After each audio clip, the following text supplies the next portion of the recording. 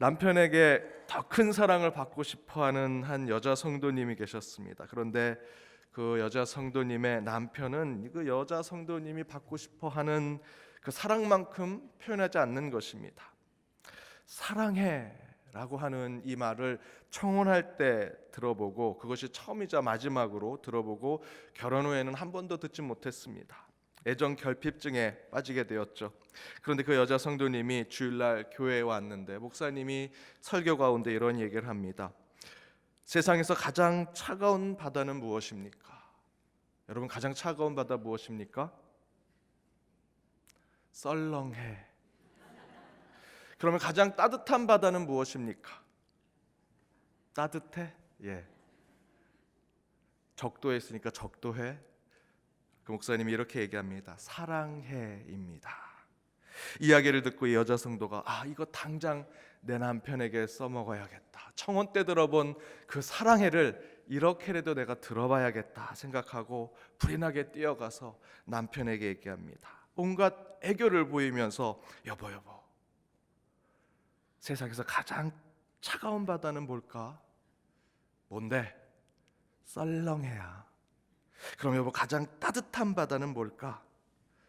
남편이 이 여자가 왜 그런가 좀 이상하다라고 쳐다봅니다. 그러자 그 여자 성도는 또 온갖 애교를 부리면서 간드러진 목소리로 이렇게 묻습니다. 여보, 내가 가장 예쁘게 당신에게 애교 부릴 때 당신이 해주고 싶은 말, 그게 바로 그거야. 그러자 남편이 그 여자를 의미심장한 미소를 지으며 쳐다보고 이렇게 대답합니다. 열받아. 그거 아니죠. 사랑해인데. 예. 한 번만 더 인사해 볼까요? 우리 옆에 있는 분에게 사랑해라고 한번 얘기해 봅시다. 이 남편분이 사랑해라고 할 줄 알면서도, 그렇게 해야 되는 걸 알면서도 이 남편분은 그 사랑해라는 것을 표현 못해서 항상 이렇게 아내분의 화를 돋굽니다. 열받아 대신에 사랑해 하면 얼마나 좋겠습니까? 얼마나 좋은 부부관계가 되겠습니까? 물론 이것은 우스개 이야기지만 실제 우리의 삶을 생각해 보면 그렇게 좋게 긍정적으로 말하고 격려하고 칭찬하고 서로 좋은 말을 하는 것으로 살아가는 것, 그것이 훨씬 더 좋은 것이고 나아질 수 있는데 우리는 그런 말을 하지 못할 때가 너무나 많습니다. 오늘 본문에서 바로 이런 우리가 전하는 말이 더 긍정적이고 선하고 좋은 말이 우리 신앙 가운데 매우 필요하다라는 것을 설명해 주고 있습니다. 에베소서 4장을 보면 앞부분에 우리 교회가 성령으로 하나 되어야 함을 이야기하고 있습니다. 이 에베소서는 참된 교회론, 바울이 가지고 있는 교회론을 설명하는데 4장 앞부분에는 성령으로 하나 되는 교회론을 이야기하지요. 그리고 바로 그 오늘 읽었던 본문 앞부분에 17절에서 24절에서는 성령으로 교회가 하나 되는 이론적인 방법을 이야기합니다. 이번 주에 우리가 함께 이 새벽 제단을 통해서 말씀을 나눴던 부분인데요, 옛사람을 버리고 새 사람이 되어야 한다라는 것이죠. 그래서 22절에서 24절에서는 이렇게 이야기합니다. 우리 오늘 펴져 있는 말씀 가운데 22절과 24절을 함께 읽겠습니다. 너희는 유혹의 욕심을 따라 썩어져가는 구습을 따르는 옛사람을 벗어버리고 오직 너희의 심령이 새롭게 되어 하나님을 따라 의와 진리의 거룩함으로 지으심을 받은 새 사람을 입으라. 그러면서 오늘 본문 25절 이하에서는 성령으로 하나 되는 교회가 되기 위해 옛사람을 버리고 새 사람이 되어 그런 신앙의 삶을 살아가는 것의 구체적인 신앙의 실천적 방법을 알려주고 있습니다. 바울이 바로 성령으로 하나 되는 교회가 되는 구체적인 신앙의 실천적인 삶을 오늘 본문 25절 이하에서 이야기하고 있는데 가장 먼저 25절에서 이야기하는 것이 있습니다. 우리 25절을 함께 읽겠습니다. 그런즉 거짓을 버리고 각각 그 이웃과 더불어 참된 것을 말하라. 이는 우리가 서로 지체가 됨이라. 거짓을 버리라, 참된 것을 말하라 라는 것입니다. 곧 어떤 말을 하며 살아야 하는지를 보여주고 있습니다. 아마도 에베소 교회 안에 문제가 있었습니다. 성령으로 하나 되어야 합니다. 그러게 되기 위해선 옛사람을 버리고 새 사람이 되어야 되는데 그 구체적인 실천 방안을 생각하면서 바울이 에베소 교회 안에 있는 문제를 생각하는데 그 첫 번째가 이 말과 언행에 대한 것이었습니다. 실제로 29절에서도 이렇게 얘기하죠. 무릇 더러운 말은 너희의 입 밖에도 내지 말고 오직 덕을 세우는 데 소용되는 대로 선한 말을 하여 듣는 자들에게 은혜를 끼치게 하라. 31절에는 너희는 모든 악독과 노함과 분냄과 떠드는 것과 비방하는 것을 모두 악의와 함께 버리라고 이야기하고 있습니다. 25절에서 32절 성령으로 하나 되는 교회가 옛사람을 버리고 새 사람이 되기 위해서 구체적인 신앙의 방법을 이야기하는 첫 번째는 바로 이 언어와 말에 대한 것이었습니다. 그래서 저는 오늘 말씀의 제목을 선한 말을 하여 은혜를 끼치게 하라라는 말씀의 제목을 붙였습니다. 사실 교회 안에서 보면 이런 분들이 있습니다. 목사님, 제가 이번 연말에 구제와 봉사로 어떤 선한 일을 할까요? 그런데 그렇게 말씀하시는 분들 가운데 몸으로 겉으로 보이는 것으로 구제하고 봉사하는 것보다 그들의 입술의 자중과 언어의 선행이 더 필요한 분들이 실제로 계십니다.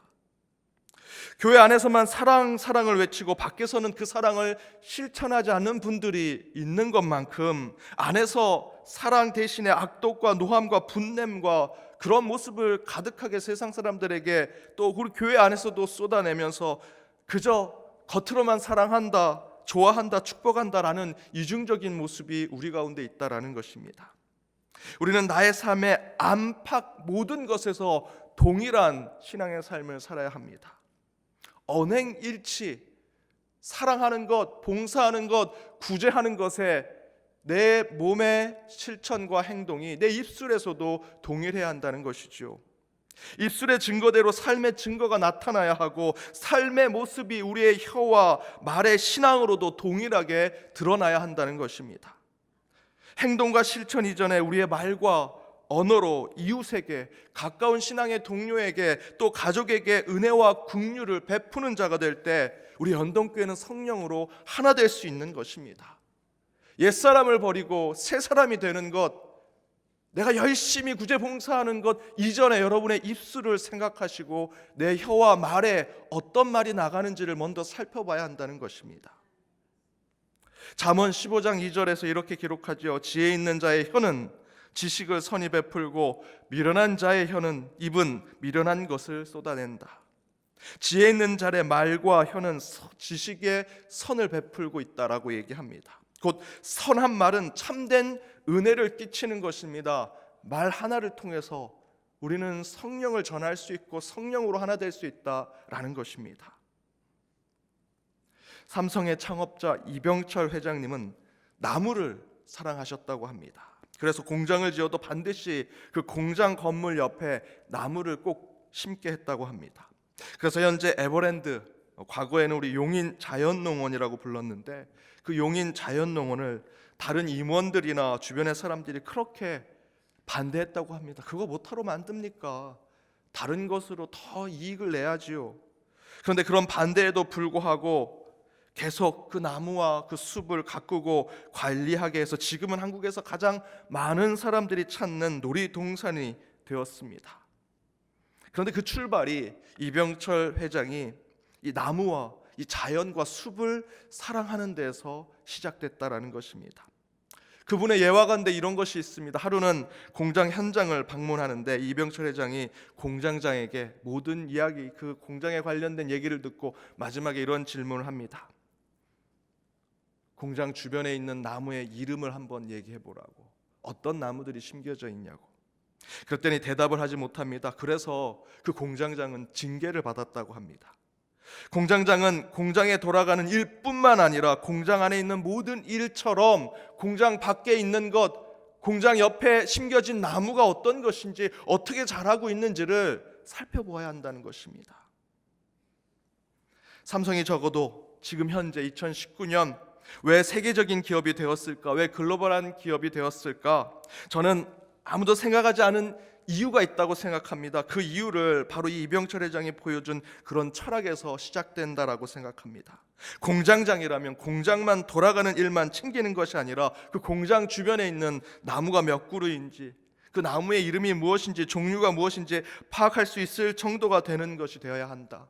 그 리더와 지도자가 되려면 자신이 책임져야 하는 것은 모든 것을 철저하게 관리하고 확인하고 파악하는 자가 되어야 한다는 것이지요. 저는 이런 모습을 우리 믿는 자들에게 적용하길 원합니다. 믿음만 잘 가지면 돼, 직분의 역할만 잘하면 돼, 기도하고 찬양만 잘하면 돼 라는 것 아닙니다. 믿는 자들은 신앙의 모습에 비춰지는 모든 것을 잘하려고 노력하고 최선을 다하며 온전하고 완전해지고자 노력하는 자가 되어야 합니다. 기도만큼이나 내 입술에서 전해지는 언행이 은혜로워야 합니다. 찬양만큼이나 내 입술에서 나오는 말이 상대방을 격려하고 축복해주는 말이 되어야 합니다. 말씀만큼이나 내가 다른 사람에게 말하는, 대화하는 것이 그에게 은혜를 끼치고 기쁨을 주는 것이 되어야 한다는 것입니다.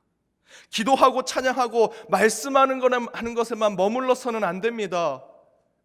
그것이 여러분의 입술로 전해질 때 상대방으로 하여금 은혜를 끼쳐야 합니다. 제가 이렇게 거룩하게 이 단에서 말씀을 전하고 이 단에서 내려가서 여러분하고 얘기하는데 사람을 비난하고 여러분을 계속해서 어둡게 만들고 그늘지게 만들고 나쁜 말을 하게 된다면 이 단에서 하는 말씀이 의미가 있겠습니까? 이 단에서 거룩한 말을 하는 것만큼 단 밑에서도 우리 성도들과 서로 은혜를 끼치는 말을 해야죠. 여러분도 동일합니다. 기도 열심히 하셔야죠. 찬양 열심히 불러야죠. 말씀 가운데 있어야 합니다. 그만큼 여러분이 기도하고 찬양하는 만큼 그 말이 누군가에게도 선한 영향력을 끼쳐야 합니다. 은혜를 줘야 합니다. 사랑하는 여러분, 여러분의 입술과 말로 누군가를 살리기도 하고 죽이기도 할 것입니다. 믿는 자들은 말과 행동, 언행과 실천이 동일해야 합니다. 또한 영적이고 의로운 말을 해야 하며 칭찬하고 살리고 격려하는 말이 우리 입술 가운데 전해져서 은혜를 끼쳐야 합니다. 그런 영적인 언행의 삶으로 많은 이들에게 축복과 은혜를 주는 저와 여러분의 삶이 되기를 주님의 이름으로 축복합니다. 기도하시겠습니다. 사랑의 하나님, 감사합니다. 토요 새벽 제단에 저희를 불러주셔서 이 자리에서 찬양하고 기도하게 하시며 말씀 가운데 결단하게 하여 주심을 감사드립니다. 주님, 저희의 입술과 말의 삶을 돌아봅니다. 저희들의 입술과 말로 누군가를 죽이기도 하고 괴롭히기도 하며 슬프고 애통하게 만든 것이 있지 않은지요. 우리 믿는 자들의 말과 행동, 언행과 실천이 동일해야 함을 저희들 깨닫습니다. 성령으로 하나 되는 교회, 옛사람을 버리고 저희들 새 사람으로 나아가기 위해서 주님, 먼저 우리의 입술과 언행을 돌아보게 하여 주옵소서.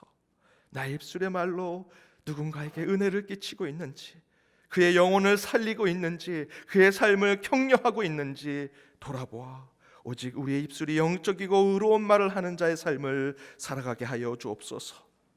주님, 내가 기도하는 만큼이나 찬양하는 만큼이나 말씀에 결단하는 만큼이나 내 입술에서 나오는 말이 오직 주님의 은혜 가운데 표현되는 말이 되게 하여 주옵시며 사람을 살리고 생명을 살리며 영혼을 살리는 말이 되게 하여 주옵소서.